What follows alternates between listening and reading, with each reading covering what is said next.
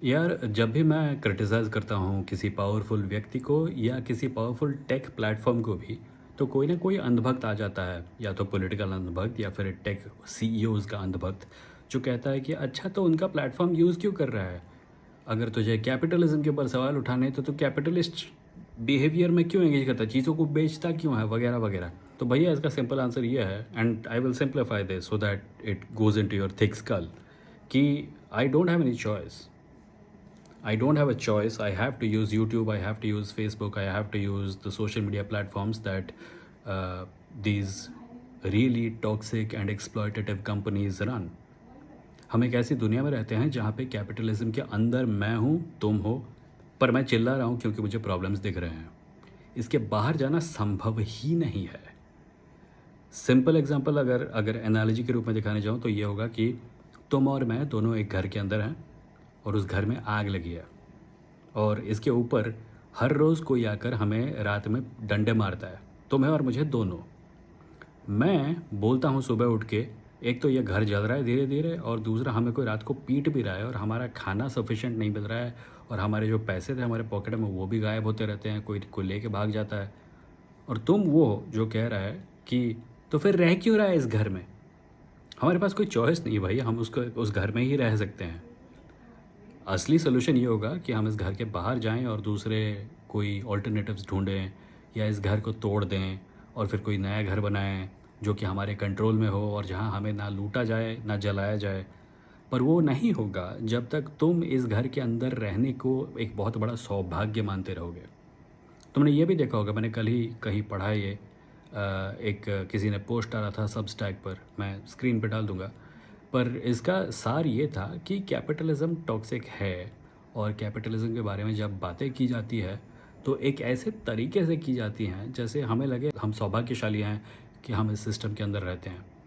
तुमने वो कहानियाँ सुनी होगी, एक बच्ची ने अपनी माँ को कैंसर से बचाने के लिए 3-3 नौकरियाँ की और 1 साल तक मेहनत करके पैसे बनाए। Wonderful, but that's a horror story, it's not an inspirational story. एक इंसान ने अपने बीमार पत्नी को अपने कंधे पर लाद कर 30 किलोमीटर की यात्रा की पहाड़ों के ऊपर से, ताकि उसको शहर ले जा सके और अस्पताल में एडमिट करवा सके। That's a horror story, it's not an inspirational story. एक गरीब रिक्शे वाले ने 20-25 सालों तक सड़क पर रिक्शा चलाकर पैसे जमा किए, उसकी बेटी ने पढ़ाई की और अब वो आईपीएस ऑफिसर बन गई। This should not be treated like an inspirational story, it's a horror story. हम एक ऐसी दुनिया में रहते हैं जहाँ पे हम इस प्रकार की कहानियों को सुन के खुश होते हैं, व्हेन इन रियलिटी हमें एक ऐसी दुनिया में रहना चाहिए जहाँ पे उस बच्ची को बचपन से फ्री एजुकेशन का अधिकार प्राप्त हो, जहाँ पे उसके बाप को अपनी ज़िंदगी रिक्शा चलाते हुए बिताने की ज़रूरत ना पड़े, सिर्फ इसलिए क्योंकि उसकी बेटी एक दिन पढ़ी लिखी बन सके। हमारा देश अजीब है। हमारा देश एक्चुअली इस मामले में अमेरिका जैसा बहुत है कि हम सिर्फ उसी को काबिल मानते हैं जो प्रैक्टिकली मरने की कगार पर आ जाए बेसिक चीज़ें हासिल करने के लिए। और हम ये करते इसलिए हैं ताकि जिन लोगों के पास ये चीज़ें नहीं हैं, हम उन्हें आलसी बोल सकें। अगर ये आदमी 25 साल तक अपनी हेल्थ का कबाड़ा करके थोड़े से पैसे बनाकर अपनी बेटी को स्कूल भेज सकता है, तो तुम क्यों नहीं कर सकते?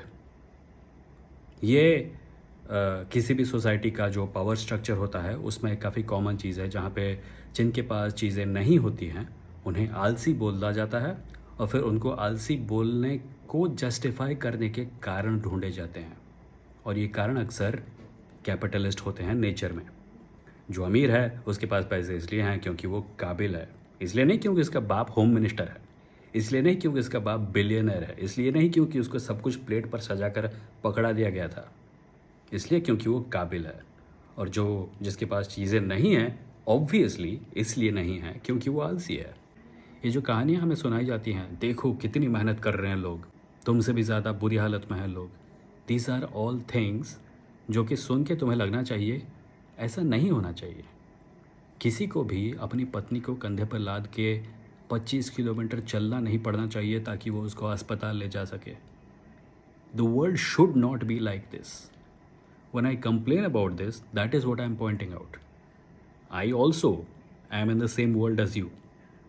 मुझे वही प्रॉब्लम्स हैं जो तुम्हें हैं, पर तुमने एडजस्ट कर लिया है। तुम्हें लगता है कि तुम इससे बेटर डिज़र्व नहीं करते। तुम्हें लगता है कि दुनिया इससे बेहतर हो ही नहीं सकती।